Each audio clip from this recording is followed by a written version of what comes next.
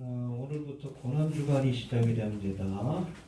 오늘 바로 이 고난주간을 기념하는 첫날인 정료주일인데, 정료주일인 오늘 예수님께서 이제 겸손의 상징인 뭘 타고? 나귀를 타고. 왜냐하면 여러분, 초림의 주님은 세상을 구원하기 위해서 오신 거예요. 구체적으로 십자가에서 대속의 사역을 테텔레스타이 완성하기 위해서 오셨기 때문에, 섬기는 종, 고난받는 종으로 오셨기 때문에 겸손의 상징인 뭘 타고? 나귀를 타고 오신 겁니다. 혹시 재림의 주님 뭘 타고 오셔요? 승리의 상징이에요. 이해가 됩니까? 아무튼 이 겸손히 나귀를 타고 오신 예수님뿐 아니라 백마를 타고 오신 예수님까지 이해를 해야 합니다. 또 2000년 전 예수님께서는 하나님의 어린 양으로서 이 땅에 오셨습니다. 유월절 어린 양으로. 우리 유월절에 대해서 살펴봤죠? 피를 볼 때 재앙이, 이 재앙이 뭐야? 장자의 재앙, 죽음의 재앙이에요. 죽음의 재앙. 예수 그리스도의 보혈의 피를 볼 때에 죄와 사망의 권세로부터 우리가 패스오버하는, 구원받는 은혜를 얻게 되는, 이게 복음이에요. 이해가 됩니까? 그래서 2000년 전 예수님은 6월절 어린 양으로 오셨어요. 그러나 여러분, 다시 오실 주님은 사자의 권세를 가지고 다윗의 사자로서 세상을 심판하고 통치하기 위해 오신다는 것을 알아야 합니다. 그래서 우리가 예수님에 대해서 이해할 때 초림의 주님뿐 아니라 재림의 주님도 함께 이해해야 돼요. 나귀를 타고 겸손히 오신 주님뿐 아니라 백마를 타고 복음을 거절한 자들을 심판하기 위해 오실 여러분 주님도 우리가 이해해야 합니다. 어린 양 대신 예수뿐 아니라 사자의 권세를 가지고 세상을 심판하기 위해 오실 분들, 예수님을 우리가 온전히 이해할 수 있어야 돼요. 아무튼 이 종료주일에 나귀를 타고 입성하셨습니다. 황금문을 통해서 입성하셔서 유대인의 왕으로서 그렇게 예루살렘에 들어가셨는데, 재림의 때에도 마찬가지입니다. 어디서 그렇게 입성하셨어요? 감람산에서부터 이 꼭대기에서 쭉 이렇게 나귀를 타고 입성하셨는데, 재림의 때에도 어디에 오신다고요? 감람산에 오셔서 이번에는 백마를 타고 예루살렘으로 들어가서 이제 천년왕국 기간 동안 만왕의 왕으로서 세상을 통치할 겁니다. 할렐루야. 반복이 됩니다. 이해가 되십니까? 예, 종료주일. 그 다음에 둘째 날인 월요일에는 이스라엘 백성들처럼 잎만무성한 채 열매가 없는 이 무화과나무를 저주하셨어요. 여러분, 이른 아침 예루살렘에서, 베다니에서 예루살렘으로 들어가시려고 하는데 배가 고파. 아침 식사를 안 하셨는지. 근데 저기 보니까는 잎이 무성한 무화과나무가 있어요. 근데 여러분, 무화과나무는 잎이 무성하면 열매가 달려있게끔 되어 있습니다. 그래서 열매를 얻고자 갔더니 열매가 없어요. 잎은 무성한데. 그럴듯한데 겉으로 보기에는 이 무화과나무가 뭘 상징합니까? 겉으로 보기에 하나님을 잘 섬기는 것 같은데 하나님이 기대하시는 열매가 없어요. 회개에 합당한 열매가 없고 선교 열매가 없습니다. 다시는 너희가 열매를 맺지 못하리랍니다. 무화과나무를 저주하셔서 죽이셨어요. 여러분, 공생의 기간 동안 예수님께서 행하신 모든 기적은 다 살리는 기적이에요. 유일하게 죽이는 기적을 행하신 것이 바로 무화과나무를 저주하신 거예요. 장차 이스라엘 백성들이 만왕의 왕으로 오신, 메시아로 오신 예수님을 거절함으로 심판을 받고 멸망의 길을 갈 것을 예표적으로 보여주신 겁니다. 이 죽은 것 같은 무화과나무가 다시금 싹이 나는 것을 보면 그날이 가까운 줄 알라. 그렇죠. 1900년 동안, AD 70년에 멸망하고 나서 1900년 동안 이방 땅에 흩어져서 나라를 잃어버린 그런 민족으로서 서름을 당했는데, 2차 대전이 끝나고 나서 이 무화과나무에, 죽은 것과 같은 무화과나무에 새잎이 돋는 이스라엘의 독립의 역사가 나타났어요. 1948년 5월 14일. 우리가 72주년이거든.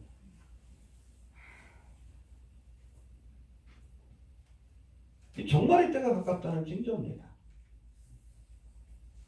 저주받은 무화과나무, 다시 움이 돋는 무화과나무, 죽은 무화과나무, 부활하는 무화과나무. 초림과 재림의 사건. 시대의 징조예요. 가장 확실한 시대의 징조입니다. 아무튼 저주하셨고 셋째 날인 화요일에는 우리가 잘 아는 감람산 강화를 통해서 그렇죠? 예루살렘이 어떻게 심판을 받을 것이고 또 종말의 때에 특별히 어떠한 일들을 통해서 주님께서 세상에 재림하실지에 대해서 설명해 주셨습니다. 알겠습니까?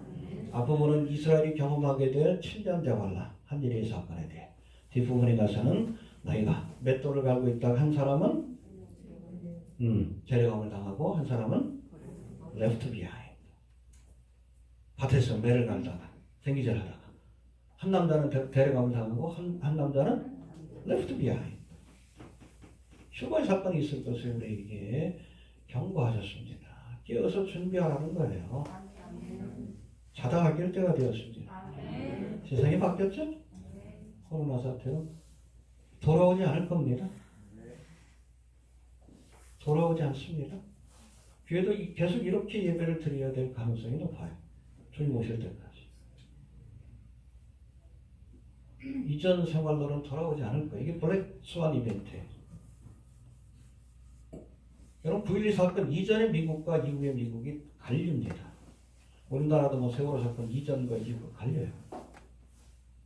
코로나 사건은 이건 여러분 한 국가가 아니라 전 세계가 바뀌어지는 사건이에요. 그래서 급격하게 통제사회로 바뀌어 나갑니다.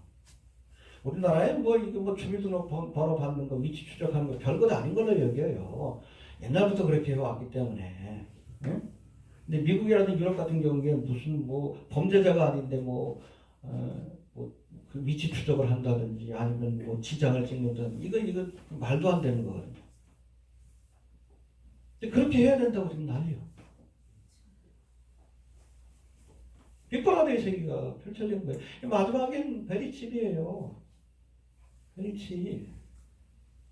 사도 요한이 본 거예요. 2000년 전에 밤모섬에서 본 거예요.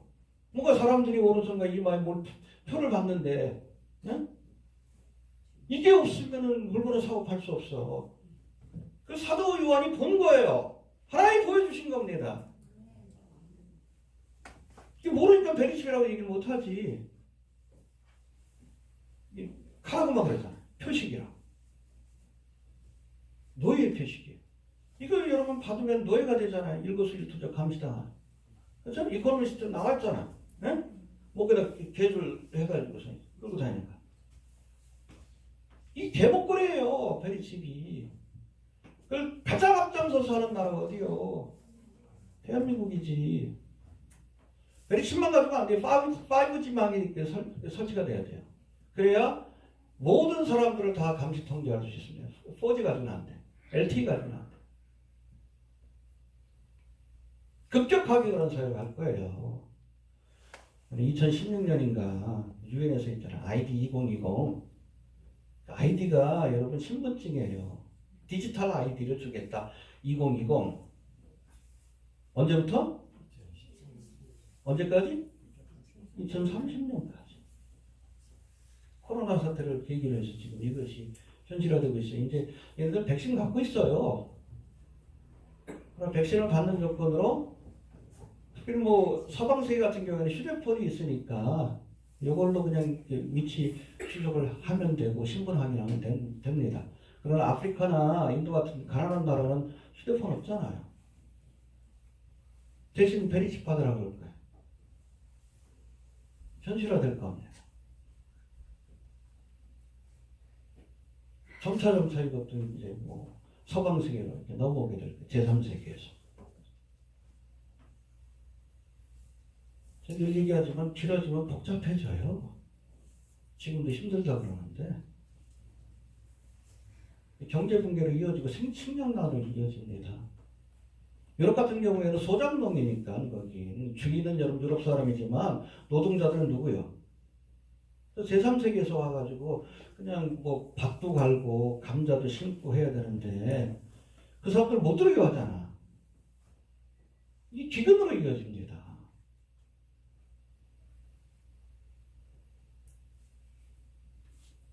이미 여러분 시작이에요. 재난의 시작입니다. 버스페인이 시작됐어요. 시작되면 여러분 예수님 재림할 때까지 이것이 시간이 지날수록 강도가 강해지고 빈도가 잦아지는 거예요. 이 정도는 깨달아야지. 이 감람산왕의 내용이 감람산왕. 재난의 시작이다. 말이 좀 길어지는데 아무튼 그렇습니다. 그리고 넷째 날인 수일에 이 예수님이 베다니 문둥이 시몬의 집에서 쉬실 때에 한 여자가 와서 식사하시는 예수님께 옥합을 깨뜨려서 그 머리에 부어요. 예수님의 장사를 얘기한 겁니다. 그리고 다섯째 날인 목요일엔 마가의 다락방에서 제자들과 함께 최후의 만찬을 나누시고 겟세마네 동산에서 하나님 앞에 십자가를 지기 위한 기도를 합니다. 아버지여 할 수 있거든 이 잔을 내게서 떠나가게 하옵소서. 그러나 내 뜻대로 마옵시고 준비기도 하시고 그 다음 날인 금요일은 십자가를 지시고 이제 대속의 사역을 테텔레스다 가상처라는 맨 마지막에 다 이루었다. 그래서 예수님께서 주시는 구원은 완성품이에요. 여기 뭘 더하면 안 돼요. 좀 부족한 것 같아. 우리가 율법도 지켜야지 선행도 해야지. 이단이에요. 율법주의입니다. 그렇잖아요. 대가가 그려놓은 그림에다 모나리자 왜 눈썹이 없지 내가 그려놔야지. 모독하는 거예요. 주님께서 주시는 여러분 구원은 완성품이에요. 더 하려고 하지 마십시오. 율법주의는 이단이에요. 주님께서 주신 구원의 선물을 우리가 받아들이기만 하면 돼. 그래서 2장 8절 9절에 나와있지. 일곱째 날인 토요일엔 무덤에 안치되어 쉬셨고 안식 후 첫날 여덟째 날인 주일엔 무덤에서 부활하사 부활의 첫열매가 되셨다. 초식절에 일어난 일입니다. 이들에게는 해봅시다. 부활의 첫열매가 되었다. 그래서 인류의 역사 속에서 부활의 사건은 단 한 번 일어났습니다. 지금까지. 나머지 사건은 소생의 사건이에요. 나사로도 뭐 나흘 만에 살아났지만 그건 부활이 아니고 다 죽었잖아. 진짜 부활은 여러분 영원히 죽지 않는 몸으로 우리가 다시금 변화되는 거예요. 예수님의 부활의 첫열매. 첫열매란 뭐예요? 그 다음으로 열매가 계속 이어진다는 거예요. 예수를 믿는 자에게도 부활의 소망을 주셨어요. 다음 주에 우리가 살펴봅니다. 그게 바로 여러분 휴거의 사건 아닙니까? 고린도서 15장이 여러분 부활장인데 오늘 1장 살펴보고 15장 살펴볼 건데 다음 주에 부활장의 핵심적인 교훈이 뭐예요? 휴거에 관한 교훈이 나옵니다. 구체적으로 언제 우리가 예수를 믿을 때 언제 우리가 이 부활의 사건에 참여할 수 있느냐? 주님께서 부르실 때 나팔소리와 함께 그 휴거의 사건이에요. 그거 믿어야지.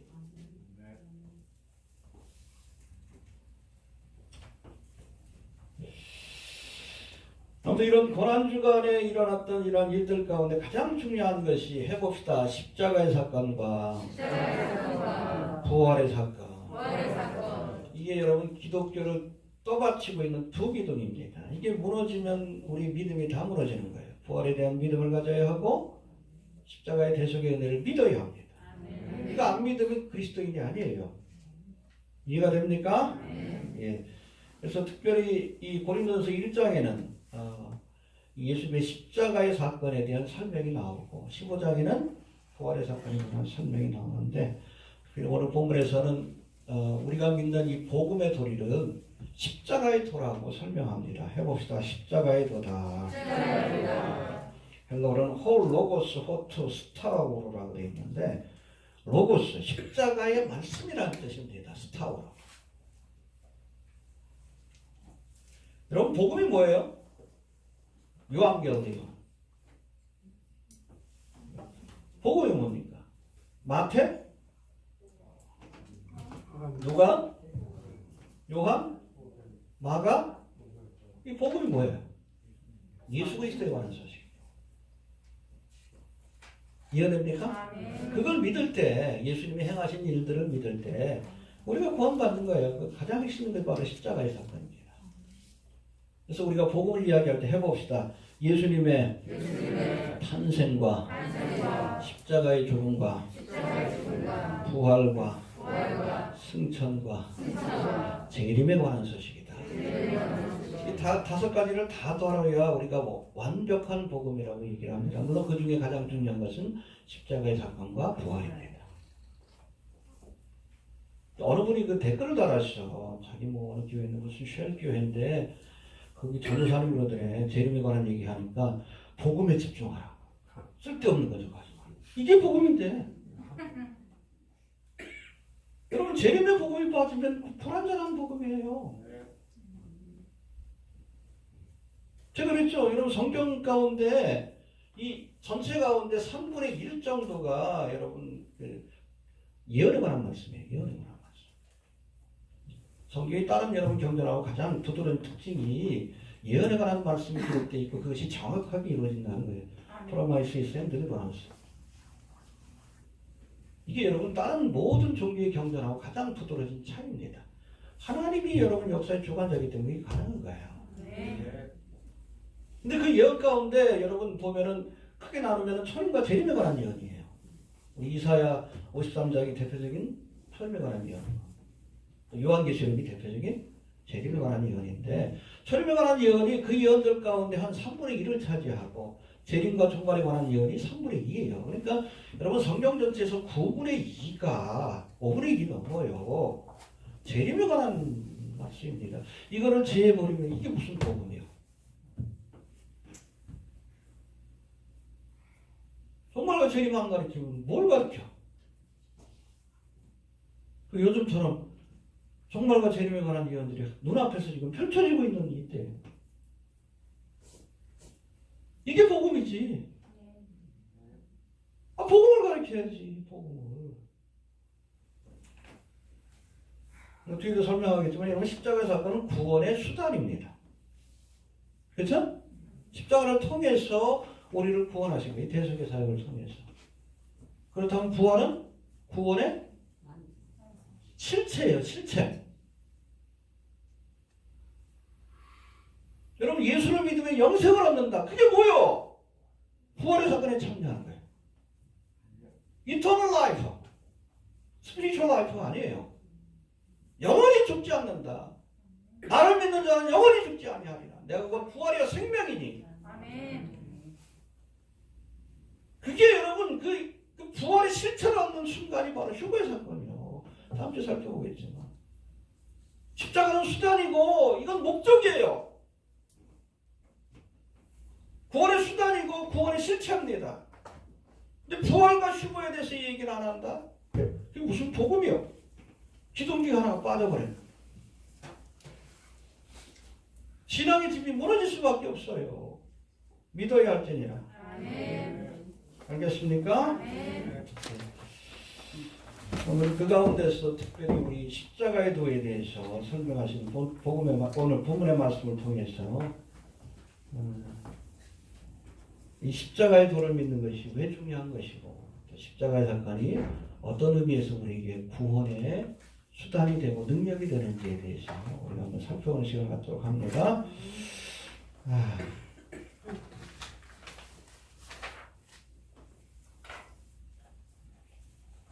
자, 봅시다. 22절 한번 봅시다. 22절. 시작.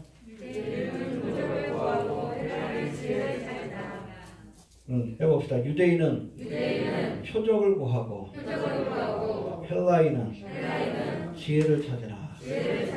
우리는 십자가의 도인 복음만을 믿고 의지한다. 할렐루야. 여러분 십자가의 도를 설명하기 전에 사도 바울은 먼저 유대인과 헬라인의 믿음에 대해서 비판하고 있는데 여기 보니까 유대인은 뭘? 표적을 구하는 그런 특징이 있어요. 그리고 헬라인은 지혜를 찾는 그런 특징이 있습니다. 초대교회 당시 이 고린도 교회를 포함해서 많은 이방 땅에 세워진 이 교회는 초창기에는 유대인과 이방인들이 함께 섞여 있었어요. 함께 섞여 있었습니다. 고린도 교회도. 그러니까 그 가운데서 막 분파가 생겼어. 나는 바울파다. 나는 아볼로파다. 이 사람들은 대부분 다 헬라인들이죠. 이방인들이죠. 헬라파. 그리고 나는 뭐 게바파다. 뭐 파 중에 또 그리스도파도 있어? 예수님 왜 거기다 꼈는지. 유대인들이 대부분 여기에 속해 있었어. 파당을 졌는데, 그런데 이 유대 출신의 그리스도인들의 신앙적 특징은 표적을 구하는 거예요. 해봅시다. 유대인들은 표적을 구하고, 또 헬라 출신의 여러분 그 그리스도인들, 헬라 문학에 영향을 받아서 그런지 몰라도 필로소피, 철학의 영향을 받아서 그런지 몰라도 여러분 지혜를 구하는, 철학을 구하는, 그래서 신앙생활도 철학적으로 하려고 해요.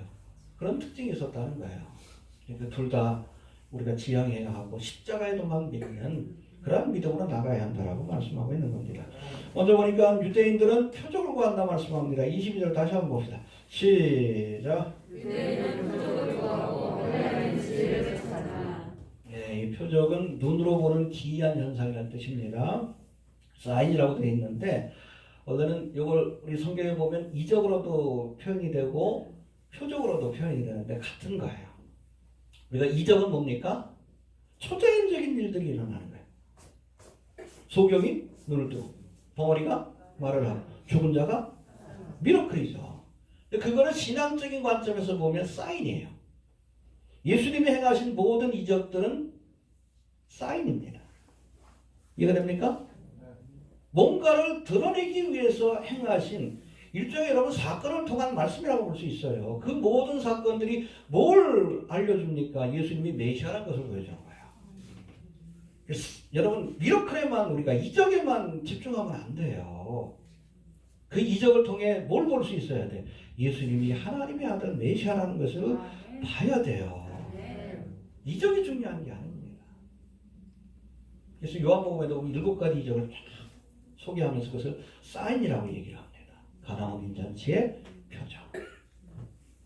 이적 자체가 중요한 게 아니라 그 이적이 주는 신앙적 교훈을 우리가 발견할 수 있어야 된다는 거예요. 아무튼 이 유대인들은 이 표적, 정확하게 말하면 기적을 추구하는 신앙을 갖고 있다고 비판합니다. 해봅시다. 유대인들은 표적을 구한다. 왜냐하면 유대의 역사 자체가 기적의 연속이기 때문에 그래요. 우리가 출애굽기 살펴봤죠. 출애굽의 과정 자체가 기적 아닙니까? 하나님께서 400년 동안 종살이하던 저들을 구원하기 위해서 여러분 애국 땅에 몇 가지? 10가지 재앙, 기적을 일으키셨어요. 또 바로의 군대를 수장시키기 위해서 홍해를 가르시고 그 가운데 지나갈 때에 홍해의 물을 탁 닫아서 저들을 다 진멸하셨어요. 표적 아닙니까? 기적이지. 건국의 역사 자체가 기적이에요. 가나안 정복의 그 과정도 기적이고 사사시대 때 또 왕정시대 때 엘리야 엘리사와 같은 그런 하나님의 선자를 통해서 기적을 베푸시고 그 기적을 통해서 이스라엘 백성들을 구원해 내셨습니다. 할렐루야. 믿습니까? 여러분 공생의 기간 동안에도 예수님이 수많은 표적을 통해 예수님이 하나님이 보내신 메시아라는 것을 보여주셨어요. 그런데 거기에 만족하지 못하고 끊임없이 표적을 구합니다. 뭘 또 보여줘? 이미 보여줬잖아. 답답하니까 예수님이 뭐라고 해요? 너희가 저녁에 하늘이 붉으면 날이 좋겠다 하고 아침에 하늘이 붉고 흐리면 오늘은 날이 굳겠다 하니 오늘 날이 좀 흐리고 비가 올지도 모르겠다. 너희가 천기를 분별할 줄 알면서 이렇게 보는 것잘 맞출 줄 알면서 그렇죠. 구름을 보면서. 근데 왜 시대의 표적을 깨닫지 못하느냐? 해봅시다. 시대의 표적을 분별할 수 없느냐? 예수님이 행하신 것이 시대의 표적이에요. 하나님의 나라가 가까웠다. 표적이 없는 게 아니에요. 분별력이 없는 거지. 눈이 있어도 보지 못하고 귀가 있어도 듣지 못하는. 여러분 지금 마지막 때라는 여러분 시대의 표적들 표적이 없는 거예요. 블로그 안에 시대의 징조들 계속 올리잖아. 더 이상 뭘 보여줘? 분별력이 없는 거예요. 보면서도 성경의 예언이 지금 눈앞에 실현되고 있는 것들을 보면서도 그걸 분별하지 못하는 거예요. 눈이 있어도 보지 못하고. 성경에서는 악한 자하고 어리석은 자를 같이 볼 때가 있어요.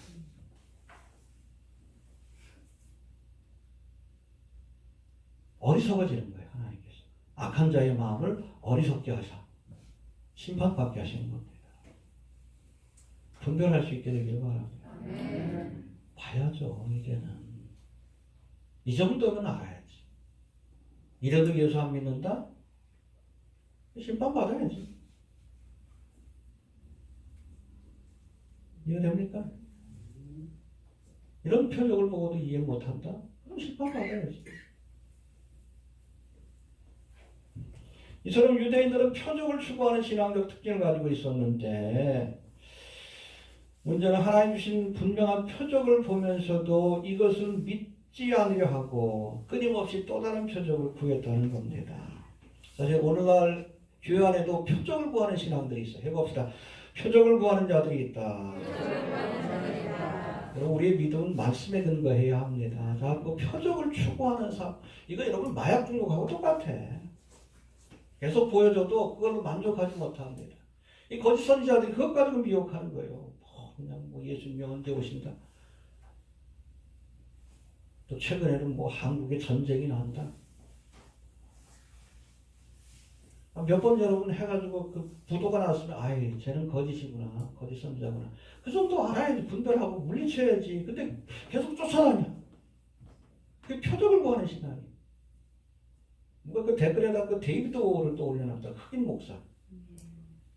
그 친구 몇 년 전에 한반도 전쟁 난다 그랬다. 파토 났잖아. 그 정도만 알아야죠.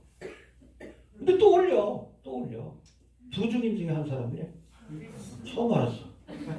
두 증인 중에 한 사람은 흑인인 거 처음 알았어. 아이고. 코미디도 그런 코미디가 없죠. 엘리야와 모세가 될 거라고 얘기를 합니다. 코미디예요, 코미디. 그 작년에도 박성업인가, 응? 대한민국 하나님께서 버리셨다. 전쟁 난다. 전쟁이 안 났어. 슬금슬금 기어들어가 또 활동해.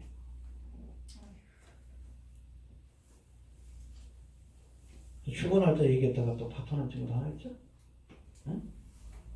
이 거짓 선자예요. 근데 자꾸 왜 거기 넘어가는가? 신사도적인 그런 사역이 왜 넘어가는가? 그건 여러분 말씀이 아닌 표적을 추구하는 잘못된 믿음의 태도 때문에 그래요.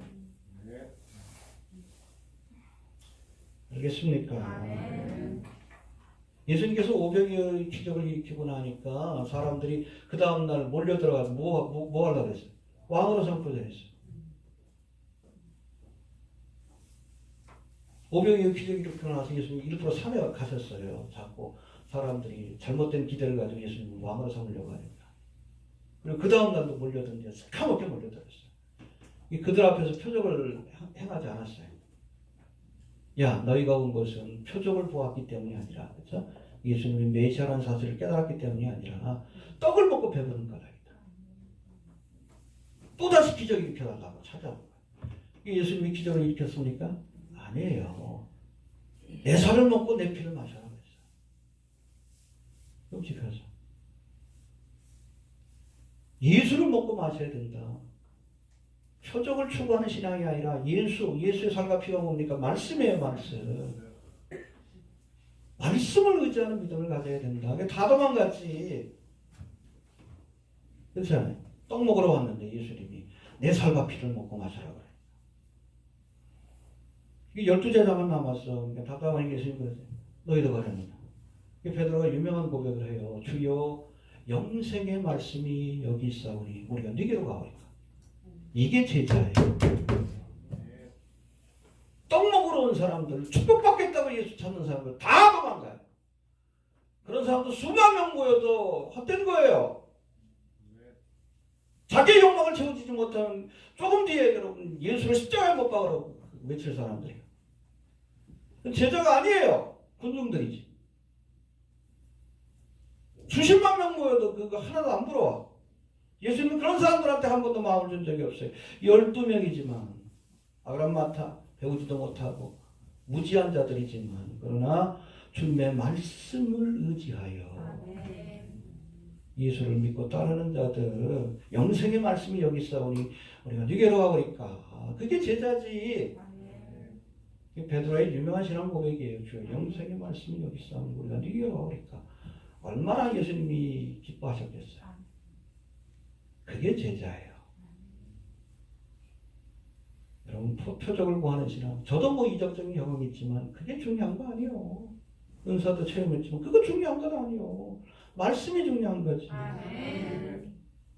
저도 뭐 대학교 1학년 때 하나님께서 큰 은혜를 주셔가지고 뭐 은사도 경험하고 그랬지만 그것보다 더 큰 은혜가 뭔가 하면 하나님 말씀이 믿어져.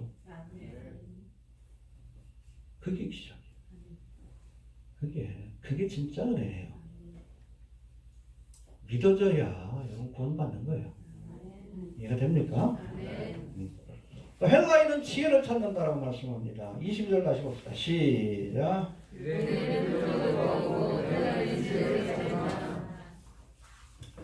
유대인의 신앙적 특징이 이적, 표적을 구하는 겁니다. 헬라 문명이 지배하던 당시 이방인들의 신앙적 특징은 지혜를 구하는 것인데 지혜가 여러분 헬라어는 소피아라고 합니다. 근데 우리가 철학을 뭐라고 하죠? 영어로? 필로소피라고 그러죠. 그 소피가 소피아예요. 필로는 필로스. 지혜를 사랑하는 것이 철학이에요. 세상적 지혜의 완성이 철학입니다. 이해가 됩니까? 예.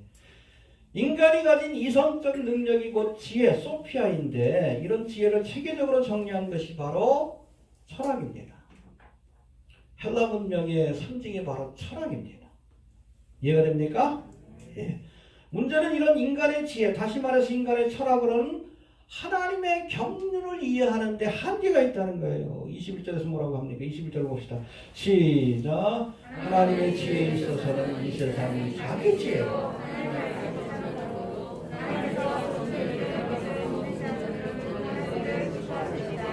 여러분 세상의 지혜, 다시 말해서 세상의 철학으로는 결코 하나님을 이해할 수가 없어요.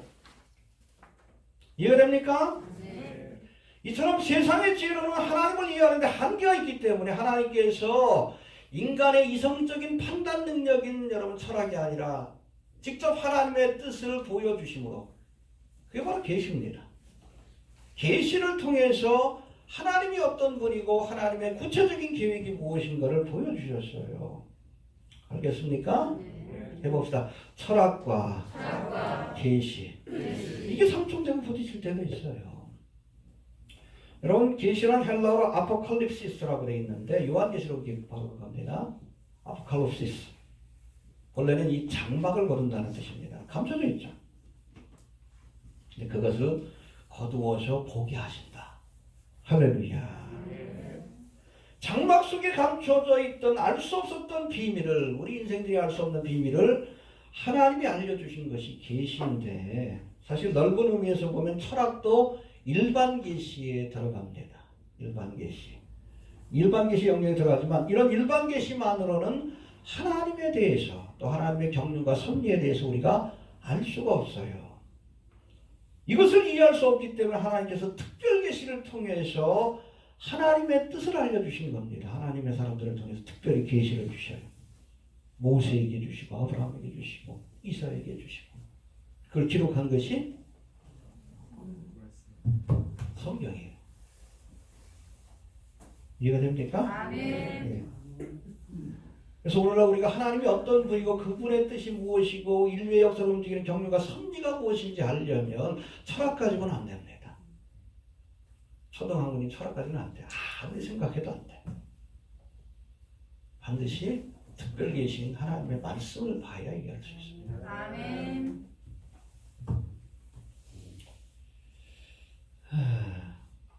일반 계시, 다시 말해 세상의 철학은 이성적인 사고를 통해 정리한 이론이기 때문에 인간의 이성적인 판단을 뛰어넘는 하나님의 경륜과 섭리를 이해하는 데는 한계가 있어요. 그래서 여러분 철학은 생각하면 그 결과가 도출이 될 수 있지만 특별 계시를 우리가 이해하기 위해서는 믿음이 필요합니다. 아멘.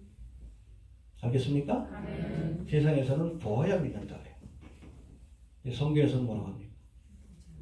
믿으면 버려. 할렐루야. 아멘. 요한복음 11장에 나오는 건데 오늘 예수님께서 베다니 마르다 마리아의 집에 갔는데 나사로가 죽었어. 나흘이나 지났어. 일부러 늦게 가셨죠. 무덤가에 가십니다. 죽은 지 나흘이 됐는데 얼마나 썩고 부패하고 냄새가 나갔어요. 돌문을 열어서 깨라 그랬어요. 근데 이 사람이 만류하면서 아이고 죽은 지 나흘이나 돼가지고 냄새가 납니다. 그때 예수님이 뭐라고 합니까? 네가 믿으면 하나님의 영광을 보리라. 머리를 이어간대. 그렇지 않아요? 죽은 지 나흘이나 된 사람. 문 열어서 뭐 할 거예요? 이미 끝난 건데. 근데 예수님이 뭐라고 했어요? 믿으면 보리라. 하나님의 계시를 이해하기 위해서 믿어야 합니다. 아멘. 여러분 요한계시록을 어떻게 우리가 철학으로 이해해요? 이성적인 판단. 그러나 믿으면 볼 수 있습니다. 아멘. 저는 미래일을 합니다. 그리고 예언을 받아서 가는 성경에 나와 있잖아요. 믿음으로 봐요. 그 시나리오대로 되고 있잖아요. 그렇잖아요. 그래서 성경이 무서운 책이야. 요한계시록대로 되고 있잖아요. 감람산 강화처럼 되고 있잖아요. 저는 10년 전에도 알았어요. 왜? 성경을 하니까. 이렇게 될 줄 알았어요. 7년 돼 가는 이유입니다. 어떻게 알아요? 믿으면 보리라. 하나님이 알파와 오메가가 되시고 역사를 경륜한다는 것을 믿으면 미래의 사건을 이해한 요한계시록이 그대로 될 줄로 우리가 아는 거예요. 아멘. 그래서 여러분 믿으면 보리라 하신 겁니다. 아멘. 이건 이성적인 판단 능력을 뛰어넘는 거기 때문에 믿음이 필요한 거예요. 하나님이 창조주가 되신 것을 믿어야 하고 역사의 주관자가 되시는 것을 믿어야 하고 알파와 오메가가 되는 것을 믿어야 합니다. 믿으면 보입니다. 안 믿으니까 종말론 안 믿으려고 하는 거지. 많은 교회들이 여러분 요한계시록 문자적으로 해석하는 것을 두려워해. 왜? 믿음이 없어서. 여러분 초림의 사건이 정확하게 역사적으로 문자적으로 성취가 됐어요. 그렇죠? 베들레헴에 오신다 그렇게 됐잖아요. 그 전에 여러분 다니엘서의 예언, 그렇죠? BC 700년 전에 예언한 건데 그대로 여러분 인류의 역사가 지금까지 진행되어 왔어요. 그럼 종말에 관한 예언도 그렇게 될 줄로 믿어야지. 그 정도면, 그 정도 증거를 봤으면 아무리 바보라도. 근데 그것도 안 믿어. 예수 안 믿는 사람이에요. 말씀을 안 믿는 사람이에요. 그러니까 남겨지는 거예요. 간단하죠? 재림의오공도 믿지 못하면 그게 뭐 예수 믿는 사람이에요. 철학과 계시가 여러분 부딪힐 때가 있어요. 그렇죠? 이성적인 판단으로는 이해되지 않는 계시의 말씀. 그러나 믿으면 봅니다. 이해가 됩니까? 네. 요즘은 계시보다 이상을 앞세우는 그런 헬라파 그리스도인들이 많아. 돌이 그렇죠? 머리에 돌이 들어서 시대가 바뀌었으니까 동성애도 뭐 허용해야 된다. 이승철이 옆에서 아유 나는 제사 드리고 살았다. 그게 헬라파예요. 철학을 앞세우는 거예요. 인간의 생각. 인간의 생각을 앞세우는 거예요. 그게 헬라파 유대인들이, 헬라파 그리스도인들이. 참된 그리스도인이 아니에요. 이해가 됩니까? 시대마다 여러분 진리가 변한다는 건 진리가 아니에요. 하나님은 어제나 오늘이나 영원토록 동일하십니다. 그 말씀도 어제나 오늘이나 영원토록 동일해요. 2000년 전에 죄는 지금도 죄입니다. 아무리 인간의 철학이 죄가 아니라 그래도 마귀의 사상이지. 이해가 됩니까? 철학의 완성은 여러분 불교라고 얘기를 해. 근데 불교의 사상은 루시퍼의 복음이에요. 내가 하나님처럼 되리라. 그렇죠?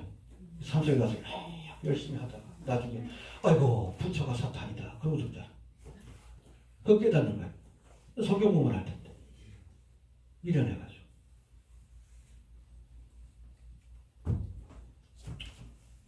네. 두 번째 우리가 십자가에 대해서 한번 살펴보는데 23절 한번 봅시다. 시작. 우리는 십자가에 못 박혀 그리스도를 전하니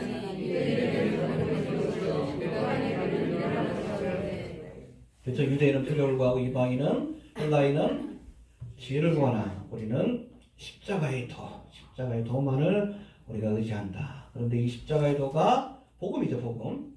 유대인들에게는 거리끼는 것, 스톰블링 블록, 걸림돌이 된다. 저들이 예수를 믿는데, 그리고 헬라인에게는 폴리시니스, 미련한 것. 철학적으로 보면 미련하게 보이는 거예요. 그러나 우리에게는 우리를 구하는 하나님의 능력과 지혜다. 할렐루야. 핵심이에요, 핵심. 먼저 유대인들에게 이 십자가의 도가 거리끼는 것이다라고, 스톰블링 블록. 예수를 믿는데 걸림돌이 되고 있다는 거예요. 왜 그런가? 두 가지 이유가 있습니다. 먼저 유대인들은 하나님이 선택하신 거룩한 사람이 결코 십자가와 같은 저주받은 죽음을 죽을 수 없다라고 생각하고 있었어요. 여러분 신명기 21장 22절에 보니까 나무에 달린 자마다 하나님께 저주받은 자다. 그런 말씀이 있어요. 그래서 누가 나무에 달렸거든 해가 지기 전에 끌어내려라 이렇게 얘기합니다. 해봅시다. 나무에 달린 자마다 하나님께 저주받은 자이다. 실제로 저주를 받고 죽으신 거예요. 우리를 대신해서. 그래서 여호수아 10장에 보니까 이스라엘 백성을 연합해서 대적했던 아모리 왕 5명을 여호수아가 나무에 매달아 죽입니다. 저주받은 족속이기 때문에. 그리고 에스더서에 보면 이 하만이 흉계를 꾸며가지고 모르드게와 이스라엘 백성들 다 진멸하려고 했죠. 근데 자기가 그 장대에 매달려 그 나무에. 이 불임절의 사건이에요. 이처럼 나무에 매달려 죽는 것은 저주받은 인생의 상징입니다. 근데 어떻게 하나님의 메시아가 저렇게 죽을 수 있는가? 이게 걸림돌이 된 거예요. 그 의미를 모르니까. 우리를 대신해서 저주받으셨다는 그 의미를 모르니까. 이거 됩니까? 네. 또 유대인들은 표적을 구하는 사람들이, 기적을 구하는 사람들이고 역사적인 중요한 순간마다 하나님의 종들을 통해 이 기적적으로 이스라엘 백성을 구원했던 그런 사건을 경험했던 거예요. 홍해 사건도 그렇고 여리고 성이 무너지는 사건도 그렇고 히스기야 때도 그랬고. 그 예수님 당시에도 많은 유대인들이 그 당시에 로마의 압제하에 있었으니까 이 로마의 압제로부터 구원해 줄 메시아, 달리 말해서 정치적인 메시아를 구했던 거예요. 예수님께 그것을 추구했는데 기대했는데 예수님은 거기에 관심이 없어요. 세상을 심판하러 오신 것이 아니기 때문에. 이스라엘이 죄로 인해서 심판받을까 하셨기 때문에. 아무런 표적도 행하지 않으시고 십자가에서 무기력하게 돌아가십니다. 이게 걸림돌이 된 거예요. 어떻게 하나님의 메시아가. 그렇죠? 구약에도 보면 메시아에 관한 이야기 나오는데 사실 초림에 관한 예언은 아주 작은 부분에 나옵니다. 대부분은 제2의 주님이 행하실 세상을 심판하시고 이스라엘을 구원하는 그것만 보니까 이해가 안 되는 거예요. 십자가의 사건이 이해가 안 돼요. 어떻게 메시아가 저렇게 무기력하게 죽을 수 있나요? 이게 스톰블링 블록이 된 거예요. 그래서 유대인들에게는 걸림돌이 되었다. 거리끼는 것이 되었다. 두 번째, 헬라인들에게는 십자가의 도가 미련한 것으로 여겨졌다는 겁니다. 철학적인 사고로 볼 때, 저들의 신관에서 살필 때, 여러분 그리스 신화에 등장하는 이 헬라이신들, 이 타락천사라고 보시면 돼요. 왜 그럽니까? 이 헬라의 신들은 아파데미아라고 해서 동정심이 없는 존재로 그렇게 묘사되고 있습니다. 아파데미아, 영어로 에퍼스인데 인간의 어떤 그 형편과 사정에 대해서 관심이 없는 거예요. 나름대로 철학적인 변명이 있어요. 인간이 이렇게 어려운 처지에 있을 때 신이 그것을 보고서 불쌍히 여기거나 그 동정심을 갖게 되면 그걸로 인해서 인간들에게 조종을 당한다. 굉장히 철학적이죠? 그러니까 참된 신이 되려면 에퍼스, 아파데이아, 인간의 처지와 형편에 대해서 무관심한 존재가 되어야 한다. 이게 철학적이에요. 그래서 여러분 헬라 신화를 우리가 읽어보면 시험에 듭니다. 얼마나 잔혹한지 몰라. 자기 욕망을 위해서. 그래서 부인도 죽이고 자식도 죽이고 시험에 들어요. 왜냐하면 타락천사의 그 본질적인 그 성향이 투영됐기 때문에 그래요. 거기 보면 여러분 헬라 철학에 티탄들이 나오죠. 타이탄, 신과 인간 사이. 이게 네피림이에요. 네피림에 대한 전승입니다. 헬라적 전승이라고 보시면 돼요. 그렇죠? 프로메테우스라든지 또 뭐가 있어요? 또 헤라클레스, 네피림들이 신과 인간, 타락천사와 인간, 창세기 6장에도 나오잖아요. 티탄이 여러분 거인이라는 뜻입니다. 반신반인. 노아의 홍수 심판을 하나님이 쓸어버리셨죠. 티탄들, 네피림들. 굉장히 사악해요, 사악해. 여러분, 이런 신관을 가진 헬라인들에게 그리스도인들이 섬기는 예수의 모습을 이해할 수가 없는 거예요. 인간들을 너무 사랑해서 대신해서 자기가 대신 주고. 헬라적 철학의 관점에서 얼마나 미련합니까? 근데 미련하다고 한 거예요. 기독교인들이 믿는 예수는 얼마나 미련하냐. 인간이 범죄했으면 그냥 죽여버리면 되는데 그게 여러분 그 헬라의 신관이에요. 근데 그런 인생들을 살리고 구원하기 위해서 자기의 목숨을 내놔. 이게 이해가 안 되는 거예요. 그래서 예수님 당시에도 뭐 로마 시대 때 기독교인들이 핍박받을 때 그 헬라인들이 기독교인들을 특별히 예수님을 조롱할 때에 십자가에다 당나귀가 달려있는 모습으로 이렇게 표현할 때가 있어요. 저렇게 미련한 신을 섬긴다고. 근데 예수님께서 우리를 위해서 미련한 자가 되셨다는 걸 이해를 못하는 거예요. 이해가 됩니까? 예. 아무튼 이렇게 유대인들에게는 거리끼는 것이고 스터블링 블록이고 헬라인들에게는 미련한 것이지만, 그렇죠? 철학적인 관점에서 보면 미련한 것이지만, 그러나 이 십자가의 도가 구원하는 우리에게는 하나님의 능력이요 지혜라고 말씀합니다. 할렐루야. 23절 24절 봅시다. 시작.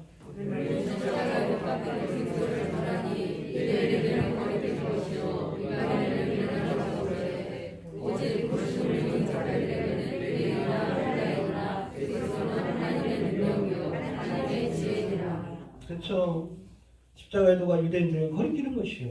어떻게 하나님의 거룩한 아들이 저렇게 저주받는 자처럼 십자가에서 죽으시고 무능하게 죽으셨나.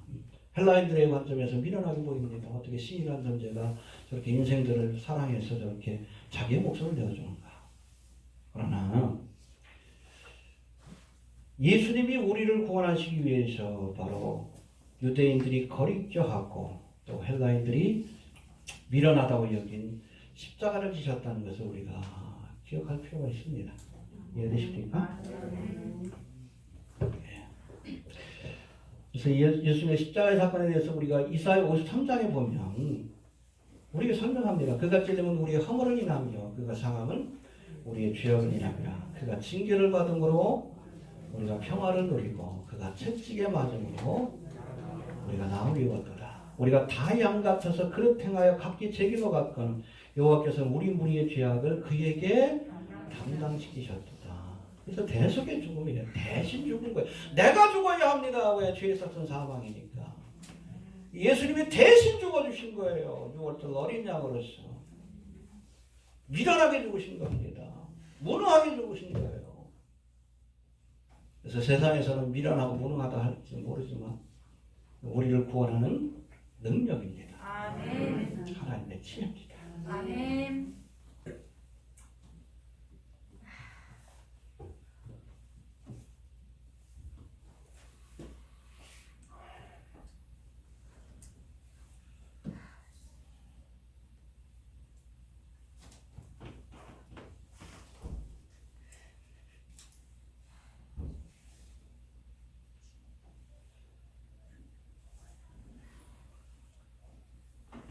기도합시다.